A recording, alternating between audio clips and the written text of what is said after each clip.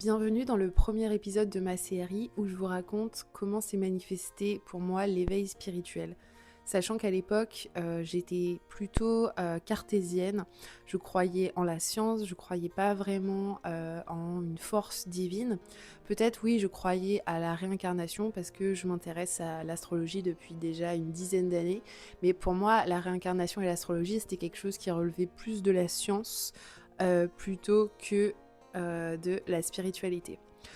Donc pour vous donner un petit peu de contexte, à l'époque je travaillais pour une maison d'édition bien connue et à l'époque une de mes très chères mentors que je porte très fort en mon cœur qui s'appelle Mishka Seidger-Chatli, une experte dans les plantes médicinales et donc je l'aidais à faire son marketing, à faire sa communication et elle me disait souvent quelque chose à l'époque que j'ai mis plusieurs années à comprendre, c'était qu'en fait pour elle la nourriture c'était des plantes médicinales et que les plantes médicinales c'était de la nourriture et moi je captais pas vraiment ce qu'elle voulait dire par là.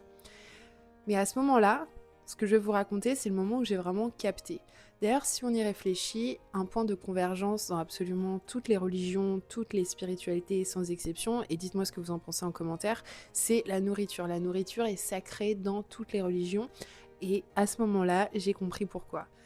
Je suis passée de quelqu'un qui était accro au sucre à quelqu'un qui a eu l'intention, a eu la volonté de manger sainement. Et ça, c'était vraiment le point de départ de mon éveil spirituel. En fait, l'être humain, c'est un peu comme une machine qui a des tuyaux, une machine qui a des canalisations. Et il faut que ces canalisations soient propres parce que ces canalisations, c'est ce qui nous permet de nous connecter aux autres, à la nature et à soi. Donc bien manger, ça peut sembler tout bête, mais pour moi, c'était vraiment un premier éveil spirituel très fort. Dites-moi dans les commentaires si vous avez déjà expérimenté le fait de manger des nourritures qui ne sont pas saines et après vous sentir dans le brouillard. Et bien à ce moment-là, c'est comme si j'avais enlevé un énorme brouillard qui planait autour de ma vie.